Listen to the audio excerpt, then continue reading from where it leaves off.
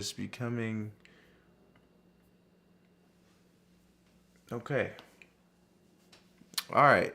We should be going live. We should be going live already. All right. I've been talking a bunch of nonsense for a little bit, but now we are live. I thought for like the first 10 minutes or the first 2 minutes, I thought I was live.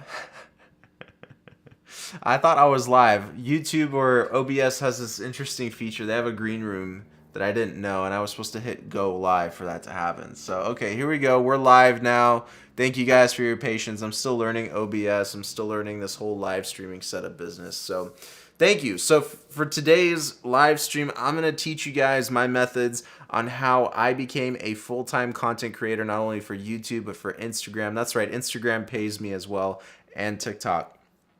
So the tips that I will cover in today's stream, I mean, they helped me. They're still relevant in today's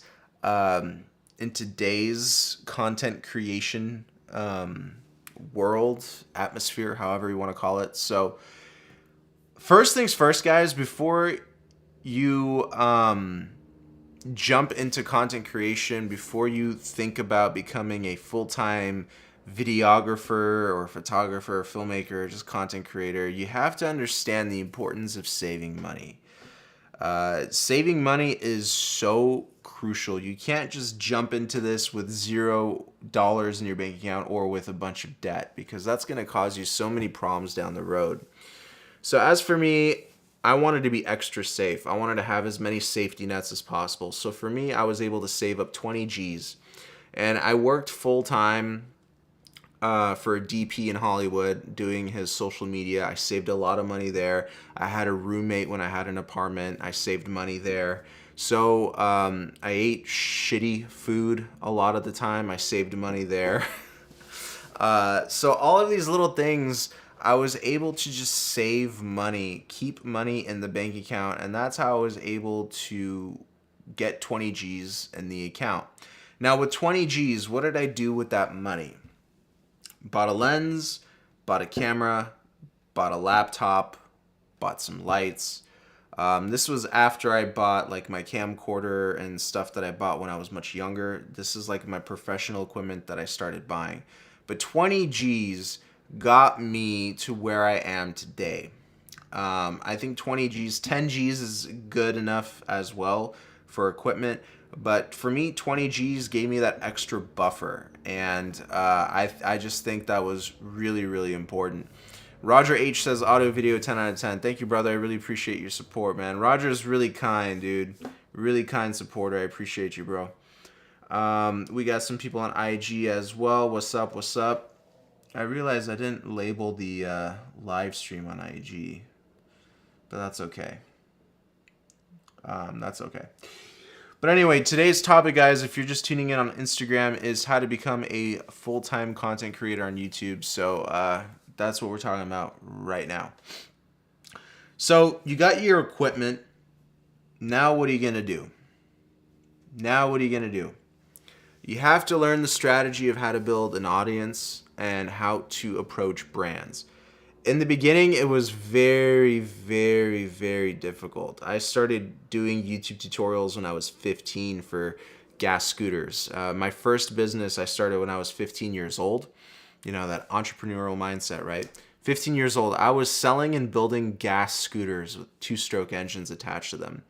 And I started my first YouTube channel at that time, and I was just making tutorials. I had no goal with YouTube. YouTube at that time was owned by YouTube, not Google. So there was no monetization options, no ads playing. It was just, you know, pure YouTube goodness. So there was no expectations with it. I just wanted to show people my knowledge and just show people how to take apart and rebuild two-stroke engines. So after I got a little bit more familiar with YouTube, I started really falling in love with camera equipment and lighting and gimbals and tripods and stuff like that. So I decided to open up a new YouTube channel called JEM Media, which today is known as Momentum Productions.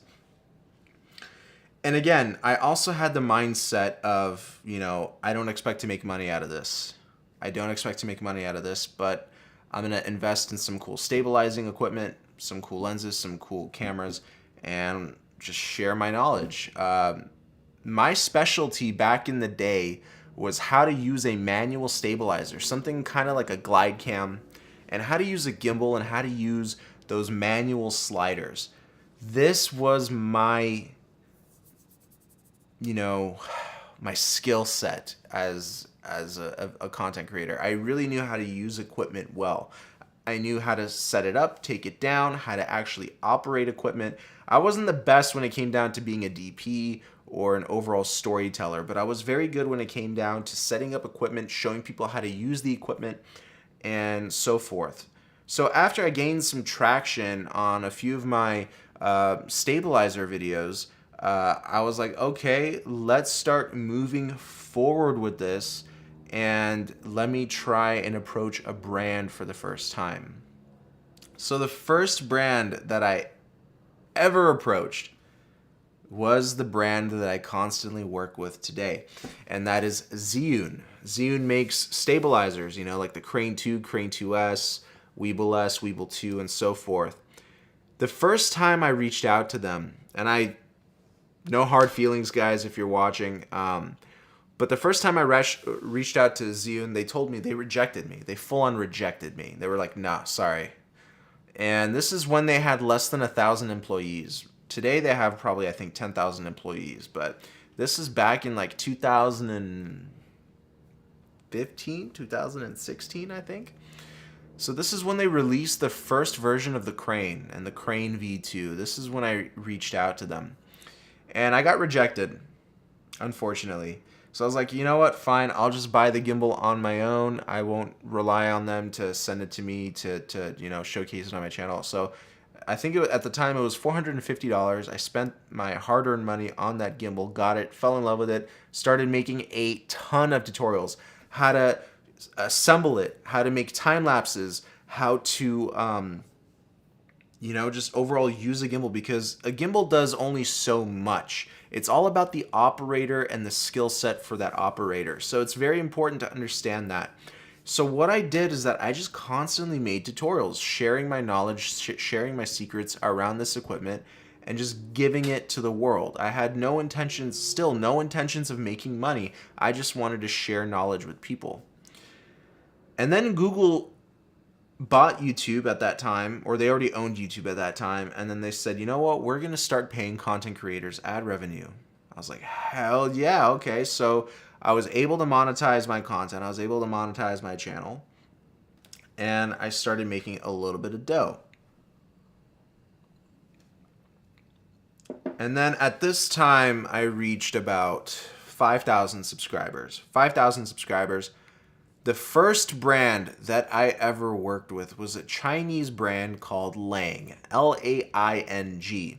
They make manual stabilizers, very similar to glide cams. By the way, guys, I have a police helicopter circling around. They're looking for me. So if you hear the helicopter, I apologize. Yeah, they're looking for me. I'm just trapped in my room, so they won't find me. But got a police helicopter around. But anyway, yeah, around 5,000 or 6,000 subscribers, I had that company Lang reach out to me, and they were like, hey, we saw your stabilizer videos. We would like to send you one of our stabilizers so you can show people how to, use it and how to get smooth and stable shots with it. So I was like, oh my God, I'm so excited. They didn't offer me any money. They offered me this, $200, $250 stabilizer. So I was like, yes, please send it over. So they sent it over. I started messing around with it. I started making so much content with it. I started falling in love even harder with YouTube. I loved it so much. It was just so much fun. Again, no intentions of making actual money with this. So it was just me and the equipment. And at this time, my friends were out, going out to the bars, going out to the clubs, and I was like, nah. I want to be with my equipment. I want to make tutorials. So I had my priorities set on YouTube at this time. Like, this was like my bread and butter. I just felt like I had so much fun being in front of the camera and just showing people my knowledge. So I would make 3 or 4 YouTube tutorials in one day and then drip it out throughout the week. I constantly made these YouTube tutorials, and it just felt so damn good. So Lang was my first company that I ever collaborated with. And after I started producing some content with them, I had another brand reach out to me from Poland. And this company was called Varanus. Varanus, yeah. Varanus is a type of lizard. And they make motorized sliders. Very beautiful equipment. Like Polish made. It was absolutely phenomenal. Very high quality, and it took them 8 weeks to send me their equipment. But again, they offered me the same deal as Lang. We'll send you this equipment, shoot some stuff with it, shoot some tutorials. You know, they didn't really have high expectations, and neither did I. So they sent it over, and I just made as much content as I possibly could with it. You know, how to make time lapses, how to set up the equipment, how to use it. You know, best practices, how to get the smoothest shots possible. And then after this, I started noticing a momentum where brands would start watching this content and then start reaching out. And I was like, okay, all right. I am going to reach back out to Zhiyun and see what they say. And at this time, the Crane V2 gimbal became so freaking popular that they started making a lot of money. And I reached out to them and I was like, hey, I sent you guys an email about 6 months ago about, you know, collaborating. Can we do some sort of tutorial? And they said, yes, we'll send you a Crane too. And at this time, I was shaking. I was just like, there was so much excitement in my eyes. It's like, yes, send me a Crane too. So they sent me a Crane too. Obviously, I love the gimbal, and I made so much content just on that gimbal alone. Motor power settings, you know, time lapse settings, how to balance it properly. My how to balance videos on gimbals just became super relevant in the filmmaking YouTube community. People loved it, and that's kind of what put my channel on the map in the beginning. So that's how I started jump-starting my journey. And then after Zhiyun, I collaborated with another slider manufacturer called Synetics. They're a company based out in Texas. Really small company, but they make very good equipment. So Synetics, their product was called the Synetics Lynx. It's a 3-axis motorized slider. And I collaborated with them as well. And again, no money was exchanged here. It was just like, make content, show people how to assemble it, you know, no expectations really. And then my first paid opportunity came around. And this was from Zhiyun. Zhiyun offered me a certain amount to join their brand ambassador program. And this is something that they just started launching, started talking about, and they said that this would bring more awareness to their brand, and I completely agree. Having a bunch of content creators sharing your equipment every month is very helpful to consistently bring new customers. So they invited me to join their brand ambassador program, and that's when I met the VP of Zhiyun, where I met all, you know, the engineers, the lead marketing people. Shout out to Frank. Thank you, brother. I've been really tight with Zhiyun for the last 5 years. Really, really tight. We've been working very closely together, and it's just been one hell of an opportunity. So I joined their brand ambassador program, and then I started thinking to myself, okay, there's actually some money in this YouTube game, and most of the money is going to be coming from brands. So I started reaching out to more brands. I started reaching out to Falcon Eyes, I think it was, Godox, Aperture. Aperture actually, no. Aperture reached out to me. And this was at the time when I had, I think, 25 or 30,000 subscribers on YouTube. Aperture, one of the best lighting companies ever. And they sent me one of their cheaper lights. It was... but meanwhile, while YouTube gets back on point, let's answer some Instagram questions.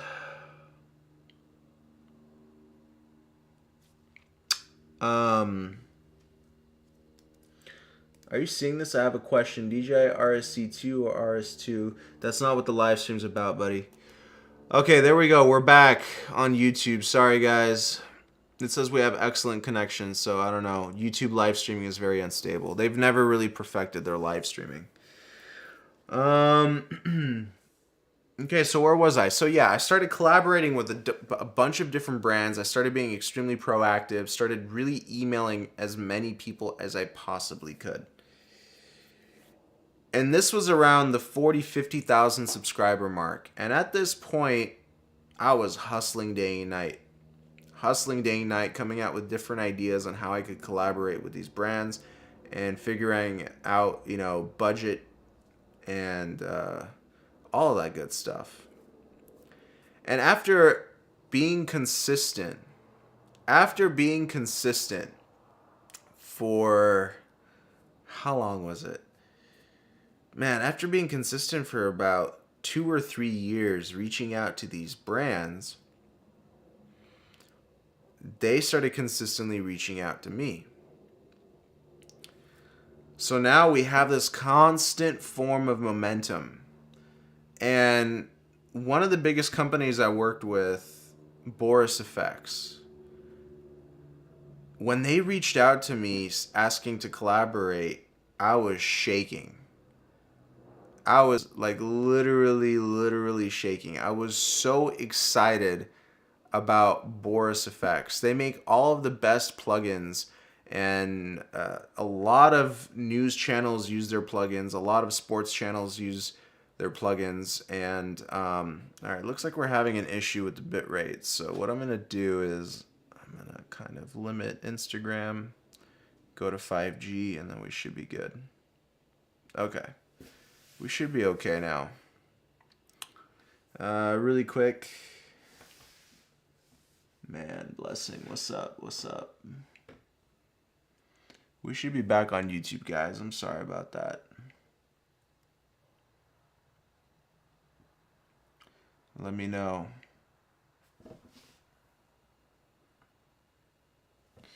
Okay, so bitrate should be going back up. I got out of YouTube, out of Wi-Fi for the Instagram live, so we should be okay.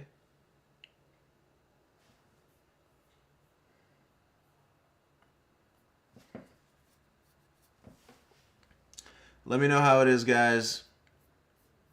YouTube's live streaming is a little bit crappy at times.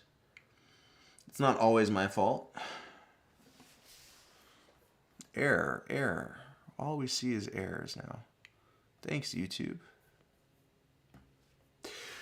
But the moral of the story, guys, is that you got to be proactive. You got to be searching. You got to be the hunter, not the hunted. Because in the beginning, you are the person that has to run your business. You are the person who has to earn that money.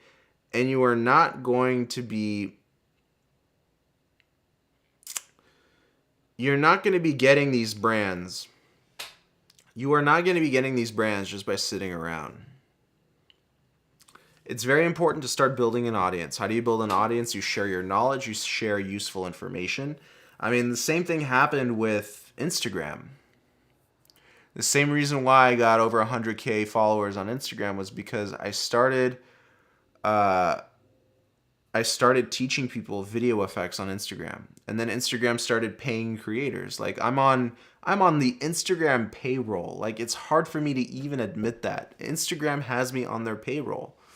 It's crazy to think that I have YouTube paying me, I have Instagram paying me, even TikTok is paying me a little bit. So it's crazy just to think about these huge platforms, you know, paying their creators. So you need to be on every single platform, that's for sure. You need to be sharing valuable information. And if you're not teaching something, you got to be entertaining. So if you're not teaching, you're entertaining. YouTube was initially an educational platform. Whenever someone wanted to learn how something worked, they went to YouTube. How did I learn how two-stroke engines worked? I went to YouTube. How did I learn how to take apart these engines? I went to YouTube.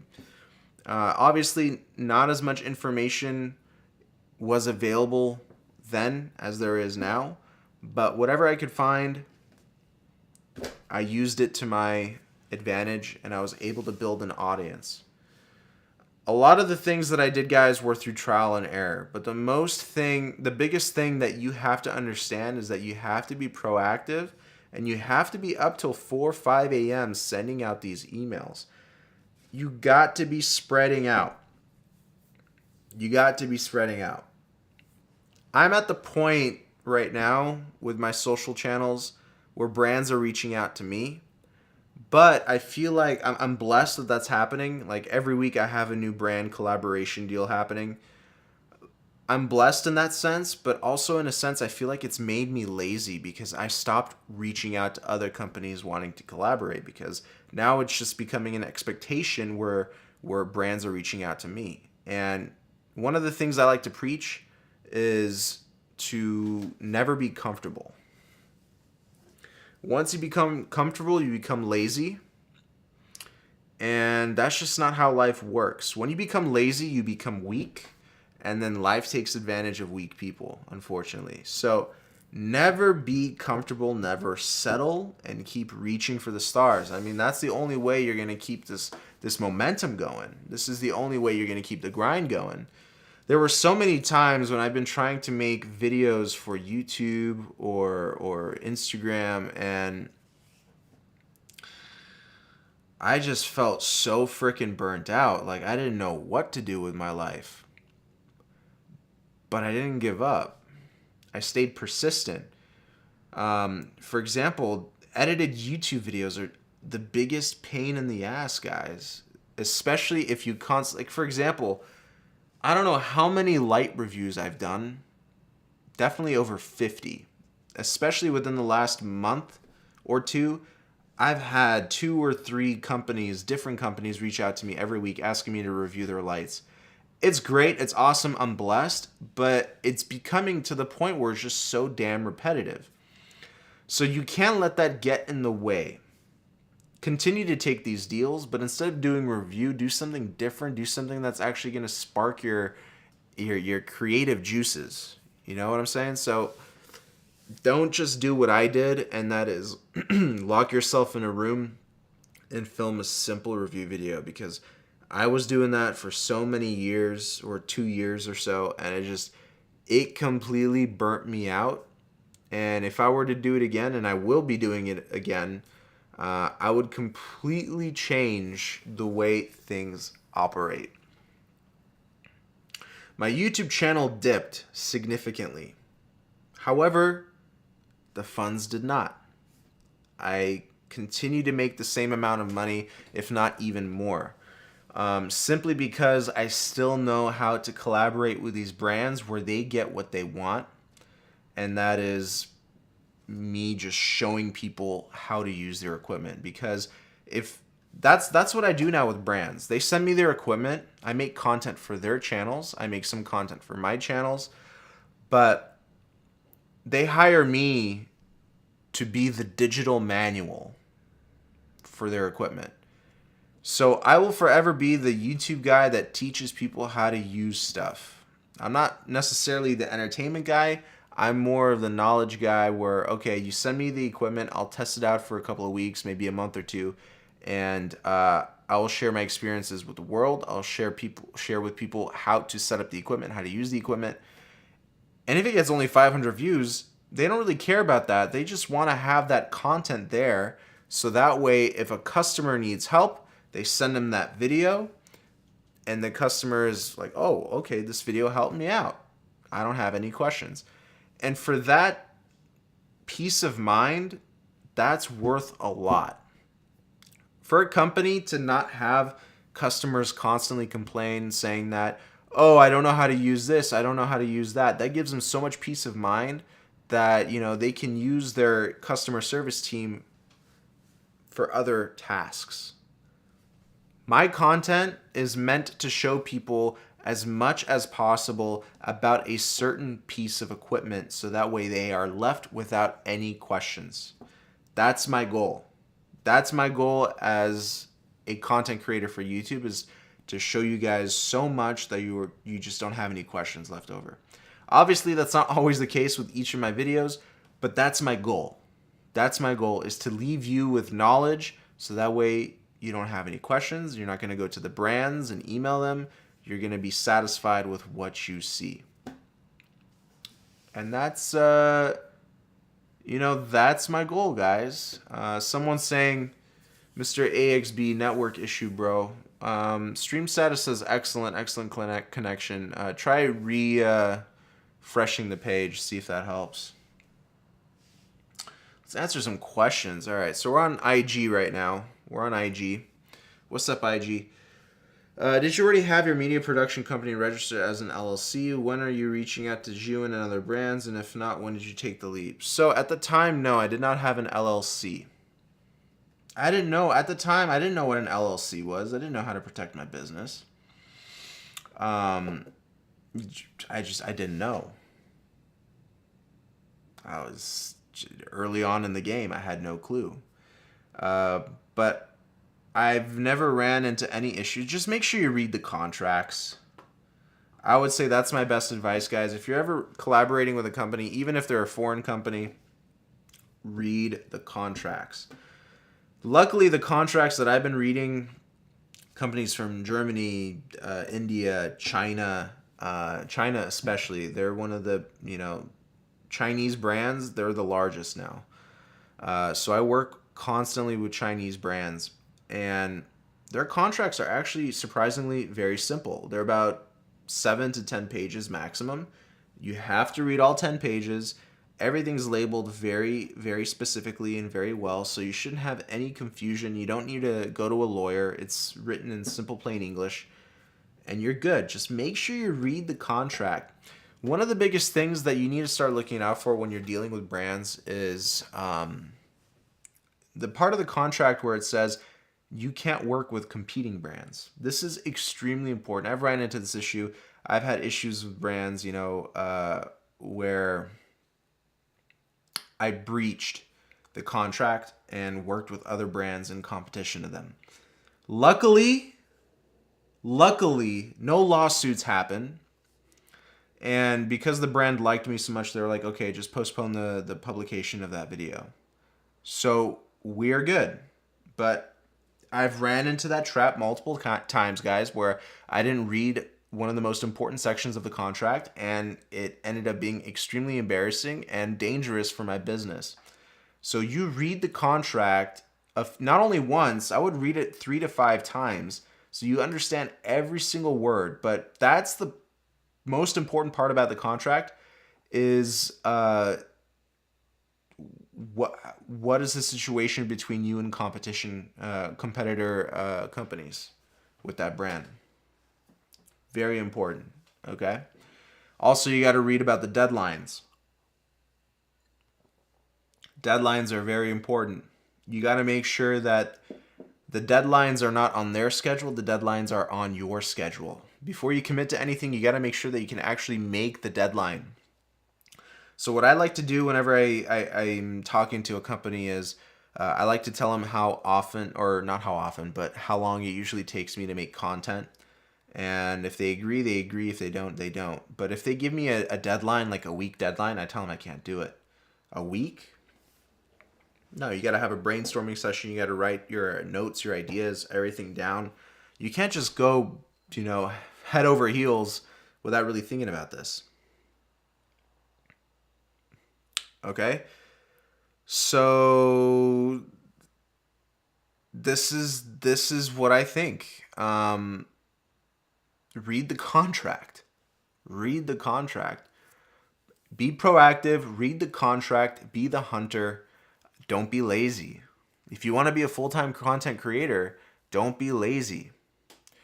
When I had a full-time job, I was working 65 hours a week, I would say on average. I was working 45 hours for this company and then 20 hours on my YouTube and on my own stuff. I really didn't have much free time.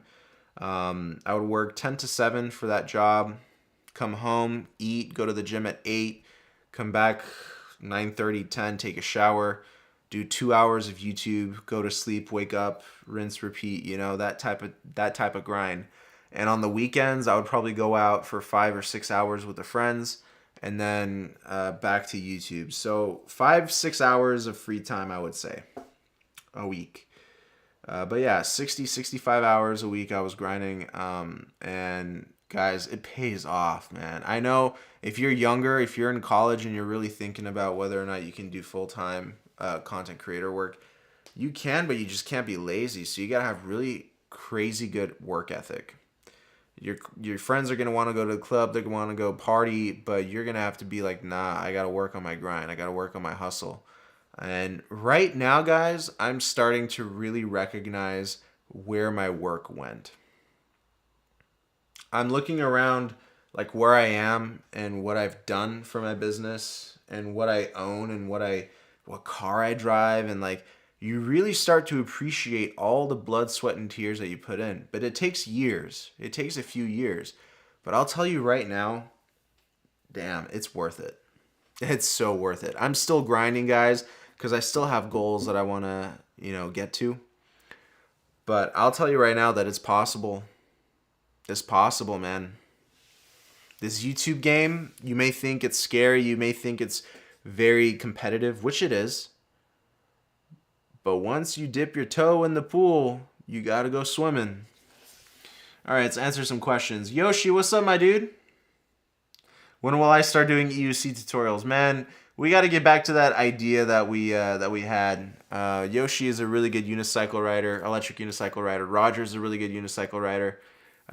We plan to do some big things. Yeah, man, we're gonna start doing some good stuff soon. I just got to get my mind into that space again. 2021 was a rough year mentally, and 2022 I'm starting to get out of that phase. Halvin says, always read the contract. That's right, brother. Hope you're doing well, by the way. I haven't heard from you in a while. Guys, come on. He's the most skilled, humble, and genuine guys I haven't met in a while. If anyone deserves to reach 100K subs, he should. Let's get him up there to 100K. Hit that sub now. Thank you so much, brother. I appreciate you. Yeah, guys, 100K. I want that damn plaque. I want that plaque hanging right here on this wall. We're so close. Less than 3,000 subscribers away from that plaque, man. I want it. I want it so bad. Plus, I'm going to throw a big party and you guys are all invited. Let's get to 100K. All right, let's see what other Instagram questions we got. Oh, wow, I skipped a lot. Hang on. Another thing you guys got to understand, you can't always look at the numbers. You can't always look at the numbers. The view count on my channel tanked. I was averaging 10 to 15,000 views a video, and then it tanked to like 1,000 to 2,000 a video. I'm like, shoot. You cannot let that discourage you from creating the content. Don't forget that YouTube now is not YouTube 5 years ago. All these competitors are on YouTube now. Oh, so many competitors. Not all of them are that, I'm OG, man. I was here since before Google owned YouTube. I'm OG. OG blood runs through these veins, man. OG, and I'm not giving up on YouTube. I'm going to continue to create for YouTube and just doing it, man. Just doing it. So, yeah, let's open up this part of the live stream to some Q&As, guys. I really appreciate you taking your time out of your Wednesday. It's a weekday. I know it's rough. We're getting past that hump day. So let me know what you have. Let me know if you have any questions. Let's get to it. All right. As Mike O'Hearn says, I was raised by the OGs, not the IG. Great quote from Mike O'Hearn. Here we got a question right now. Did you get help and collaborate early on in your journey with YouTube media production guys like Potato Jet or higher end clients? Did I get help? Not really help. I just wanted to collaborate. I didn't have any expectations. Like, I think my first collaboration was with Jason Vong, and he was at 70,000 subscribers. I was at like 80,000 subscribers, and we were kind of battling each other. And then he I almost said the F word. That's the problem with these live streams. I almost said the F word. And then he skyrocketed to like 300K. Same thing with James Matthews. We were like head to head, and then boo, he found a niche. He found a really good niche. James specifically, he started a trend. James Matthews, he started a B-roll trend, and it just blew up. Good for him, man. Really good for him. Love James. He's a great guy. He's pretty wicked. Pretty wicked. That's what the Brits like to say. But yeah, I think that's all the questions right now for IG. I know I missed a lot.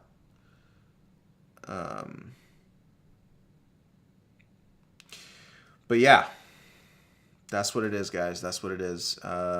Let's go back to some questions. See what you guys got for me. By the way, if these live streams help you out, guys, feel free to throw me a super chat. Every single penny that YouTube makes, that my channel makes, goes right back into the channel for marketing purposes, for equipment purposes, and just for me to spend more time on this platform rather than going out and doing some other BS job. I'd rather be here on with you guys. So every cent that this channel makes goes back into the channel. 100K giveaway. Talk to your fave unicycle brand and do a giveaway. Ooh, you know what? I didn't tell you about my unicycle collaboration. InMotion and I have a relationship. InMotion makes electric scooters and unicycles. So the only reason why I know anything about EUCs or electric unicycles is because of InMotion. I had the co-founder of InMotion email me and send me one of their lower end model unicycles, the V8. They sent me the V8. They said, hey, we'll pay you so and so much. You take this unicycle, show people how to use it in filmmaking. I did. They loved the video. And then I collaborated with them on the V10F, which at the time was their best unicycle. And they sent me a V10F. And then after they sent me the V10F, I was like, oh, wow, this stuff is cool. And then I met up. No. That was before I met up with everybody. I researched more into electric unicycles, and I was like, hey, I want something faster. And then I came across this other company called Gotway. And then after I bought that fast unicycle, I found a couple of groups online, especially in Long Beach, which is like an hour away from me. And we started doing a lot of group rides together. And a lot of people in the unicycle community are also, they want to be a part of the filmmaking community. So they go hand in hand, And by the way, a lot of DPs, a lot of directors are looking for people who know how to ride EVs or electric vehicles like Segways and not scooters, but, Segways, unicycles, one wheels.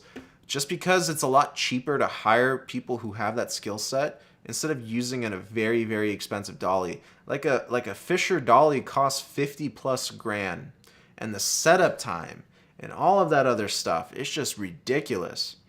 And plus, a dolly can't really be used for a long tracking shot. All right? And it's also more expensive to use a crane, a jib arm on a car. It's just very, very expensive. Hire a guy that knows how to ride a one wheel or an electric unicycle, pay them a fraction of the amount, which is still a good amount for one person, and you got yourself an unbelievable tracking shot or a dolly shot or whatever you want to call it. I mean, this is such a good skill set to have. So get yourself a little unicycle. Some of them are pretty cheap, like $1,000 will get you a decent unicycle. And then you upgrade from there. But I think $1,000 will get you a unicycle that can do about 20 miles an hour, which is more than enough speed for most shots for these types of movies and films or whatever. And you'll be able to get some incredible, incredible footage. I promise you that. People in Hollywood are always looking for DPs, not DPs, but camera operators who have a special skill set. Not only that they can operate a camera, but they can do other things like operate an EV or ride an EV while they're operating a camera at the same time. And when you get really good at a unicycle or a one wheel, it really becomes a part of your body, and you forget that you have a wheel attached to you, and then you just really focus on the shot and capturing the shot. I remember I did a shoot for a roller rink on my InMotion V10F electric unicycle, and they pulled me aside and they're like, "Hey, can we hire you for a private job?" Because they saw me riding the unicycle and I had a big camera rig, and they wanted to hire me simply because I knew how to ride a unicycle. It's very rare. Believe it or not, I know one wheels are very popular, unicycles are very popular, but it's still very rare to have somebody who knows not only how to operate a camera, but who can also operate an EV. Those are two things that people usually don't put hand in hand. Think about it. Very niche. So get into that sport, guys. I'm telling you, you're going to love it. It's going to end up making you a lot of money.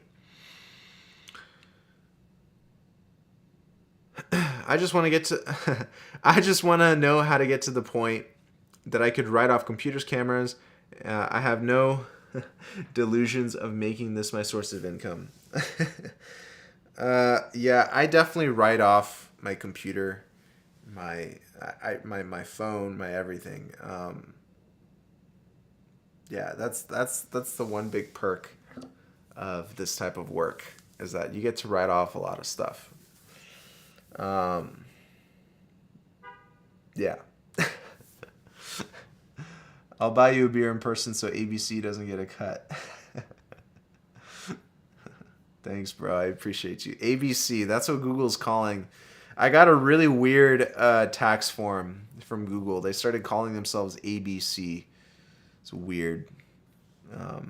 Before that, it was Google. Now they call themselves ABC, the YouTube section.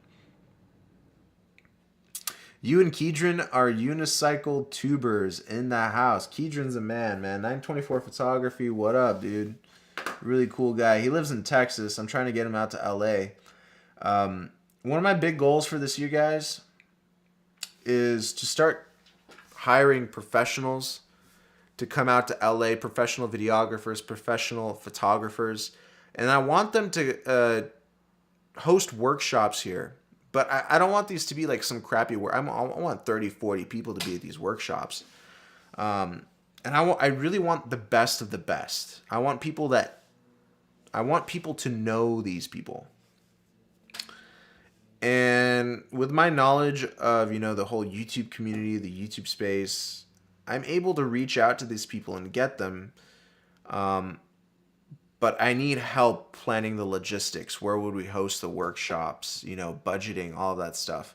It's hard for one person to do. But my dream for this year or early next year is to start hosting these workshops where we get the very best of the best who know what the hell they're doing to teach these workshops and to really give you guys an experience. I also want to start doing demo days where I get, companies send me the newest of newest equipment. Again, blessed, I'm very happy about that, but I shouldn't be the only one who gets to experience this equipment. So I know I have a lot of YouTube reviews about lighting, cameras, monitors, and so forth. But there's one thing when you get to see something, and then there's another thing when you get to actually experience it, touch it, feel it, and use it. So I want to start hosting demo days where you guys can come out, look at this equipment, play with it, see if you like it before you actually have a chance to buy it. So that way you make an educated purchasing decision. B&H is in New York, Autorama's in New York. In LA, we have Sammy's Camera and stuff like that, but they don't always have the newest equipment. Luckily, I do. Every week I get some of the newest equipment that companies are making.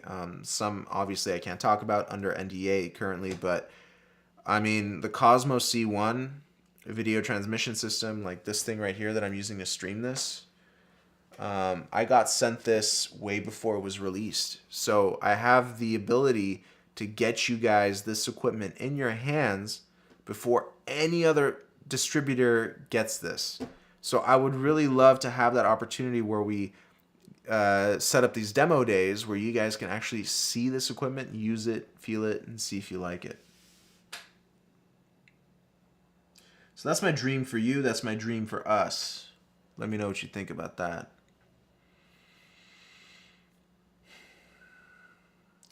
By the way, if you don't know who 924 Photography is or Keydrin, go look him up on Instagram and on YouTube. I think he's one of the best photographers I've seen. Portrait photography, man, he's incredible. The way he just does colors is just on a whole other world.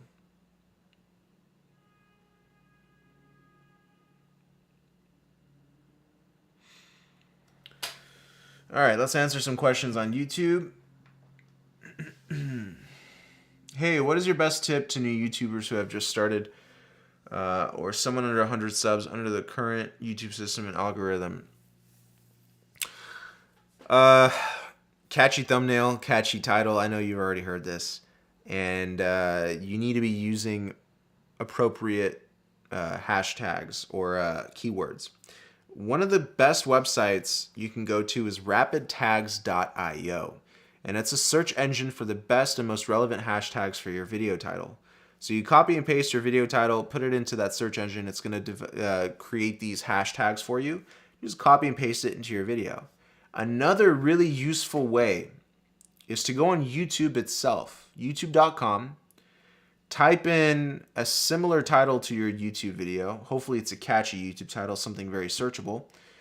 Click on the first YouTube video that pops up because that's the one that's being highest ranked on YouTube. Click on it, copy those hashtags or keywords that were used and put them in your own video. That's going to help out with your search as well. But again, catchy thumbnail, catchy title, that's going to help you out. However, when I first started YouTube, I didn't use any of those things.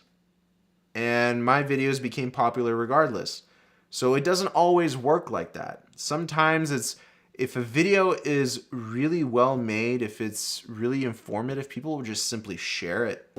And that's how it gains traction. The more shares your videos get, the more shares your videos get, YouTube sees that and they make it a part of the algorithm to promote it more on their homepage. You see that? So shares are extremely important. Likes are extremely important. And comments, interaction with your audience is very important. And that's what's going to boost your subscriber count. You have to make sure that the content that you're putting out is either entertaining or informative or educational. That's the best way to do YouTube. That's the best way to do content creation. It's just education or entertainment. There's nothing else.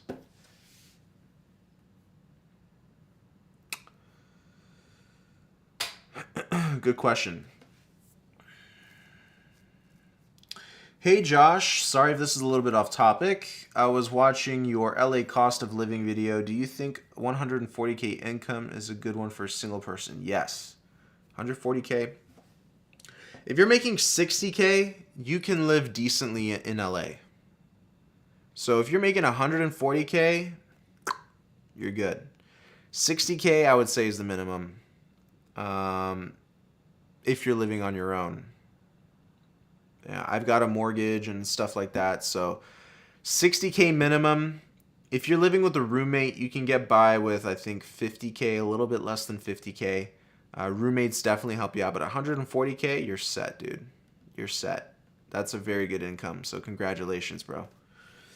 Yeah, very good questions, guys. Oh, YouTube went out again.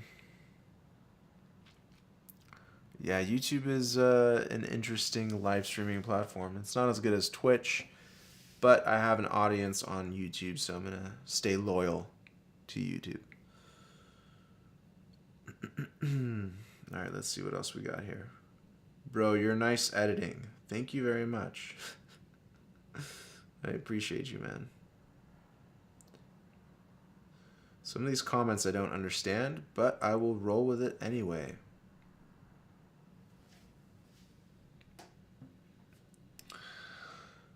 So, kind of this live stream, I'm trying to make these about an hour long. To wrap up, we got like 7 minutes left. 9 minutes left. To wrap up this live stream, guys, I would say to take away these few things. One, be proactive. 2, never be comfortable and don't settle. And this is not just for work. This is for just life. You're here. You want to get up to here. But what happens when you get up to here? You're gonna if you stay comfortable, you're just gonna get bored, and then you're gonna get depressed.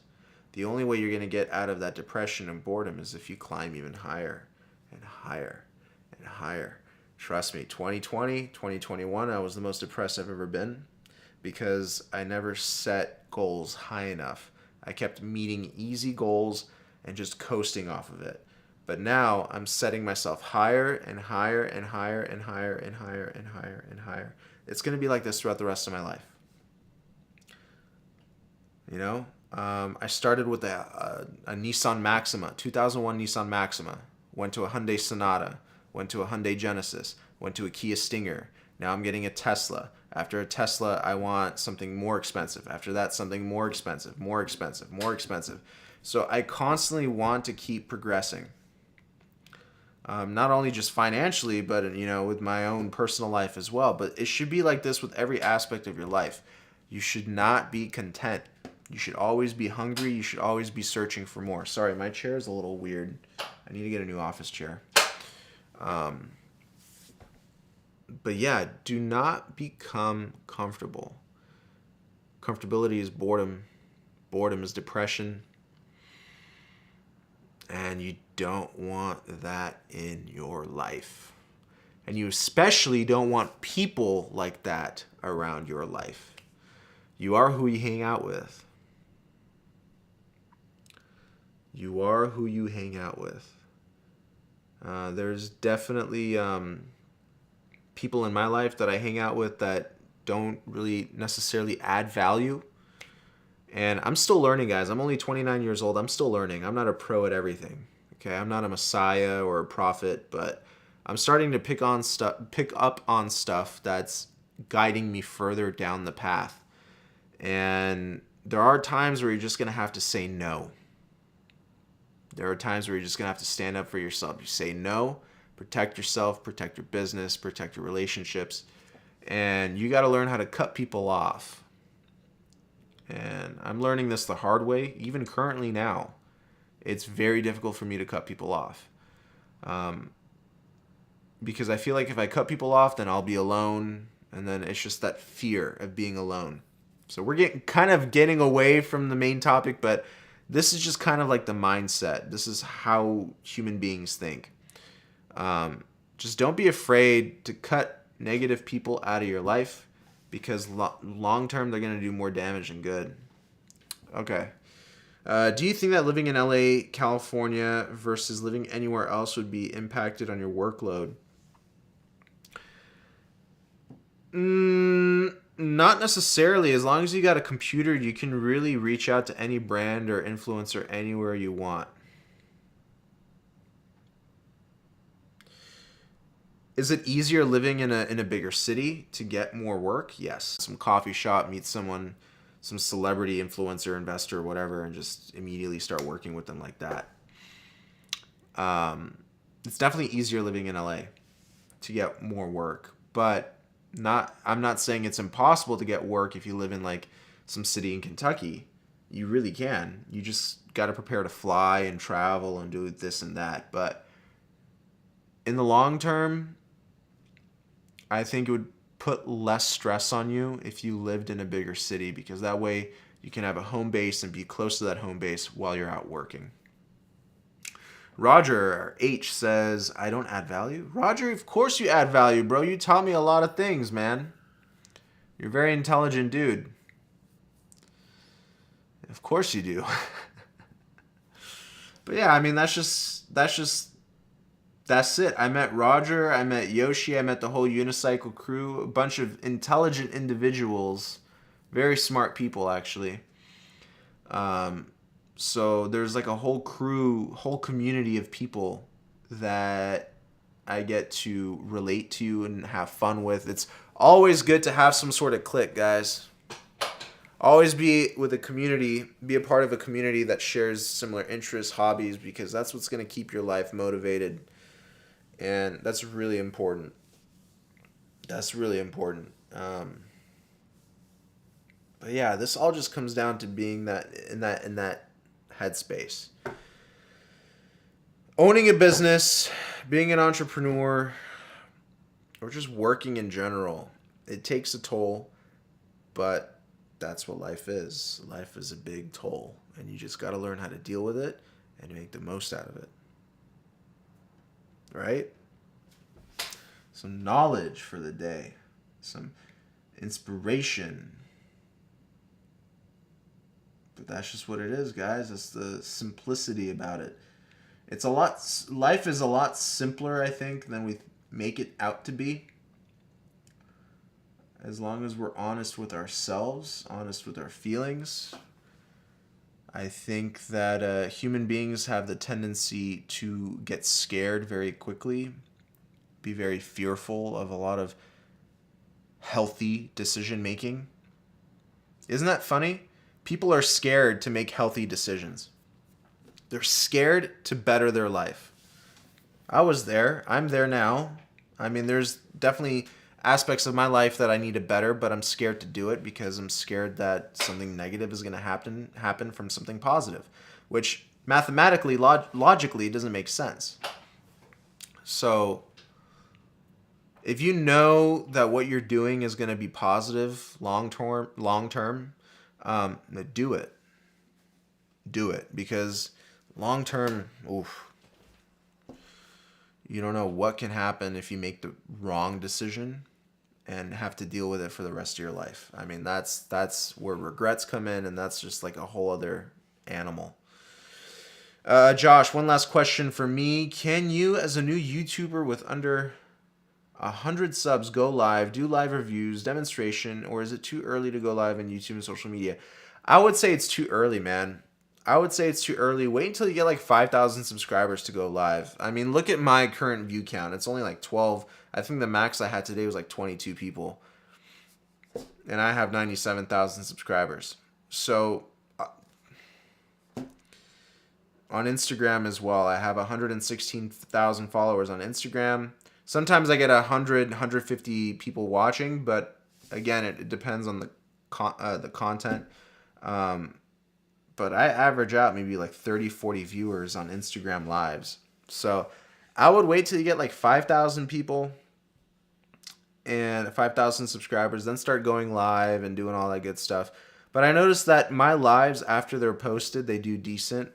I know that Google likes live streaming because they're trying to compete with Twitch. They're trying to compete with everybody right now. And so live streaming on YouTube can be very beneficial, but not too early in the game. I would hold off a little bit, start building an audience with pre-recorded videos. I think that would benefit you long term a lot better. Yeah, those are my 2 cents, guys. So that's about it for today's live stream, guys. Again, if this live stream has benefited you, please like, share, subscribe. I will be making another live stream probably next week. I don't know about this week. I have actually a few meetings happening, so I don't know if I can commit to a scheduled live stream. But make sure you subscribe with those notifications turned on, because I will be scheduling a few more live streams next week.